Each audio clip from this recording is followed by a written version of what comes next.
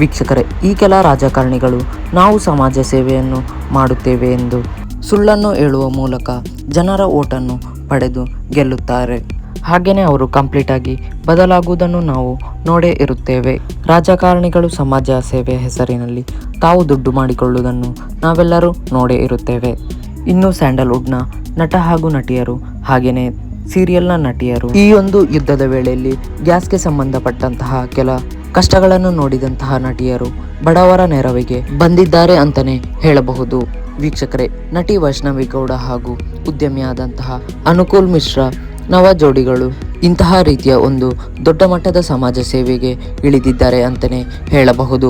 ಇಡೀ ದೇಶದೆಲ್ಲೆಡೆನೆ LPGಯ ಸಮಸ್ಯೆ ಉಂಟಾಗಿದ್ದು, ಇಂತಹ ಒಂದು ಸಮಸ್ಯೆಯಿಂದಾಗಿ ಕೆಲವೊಂದು ವೃದ್ಧಾಶ್ರಮಗಳಲ್ಲಿ ಊಟವನ್ನು ತಯಾರು ಮಾಡಲು ಗ್ಯಾಸ್ ಇಲ್ಲದೆ ಪರದಾಡುತ್ತಿದ್ದಾರೆ. ಇಂತಹ ಕೆಲ ಕಷ್ಟಗಳನ್ನು ನೋಡಿದಂತಹ ಅನುಕೂಲ್ ಮಿಶ್ರಾ ಹಾಗೂ ನಟಿ ವೈಷ್ಣವಿ ಗೌಡ ಅವರು ಸುಮಾರು 10 ಲಕ್ಷ ವೆಚ್ಚದ 250 ಎಲೆಕ್ಟ್ರಿಕ್ ಸ್ಟವ್ಗಳನ್ನು ಕೊಡಿಸಿದ್ದಾರೆ ಅಂತಾನೆ ಹೇಳಬಹುದು. ವೀಕ್ಷಕರೇ, ಇವರ ಈ ಒಂದು ಸಮಾಜ ಸೇವೆಯ ಬಗ್ಗೆ ನಿಮ್ಮ ಅನಿಸಿಕೆ ಏನೆಂದು ತಪ್ಪದೇ ಕಮೆಂಟ್ ಮೂಲಕ ತಿಳಿಸಿ.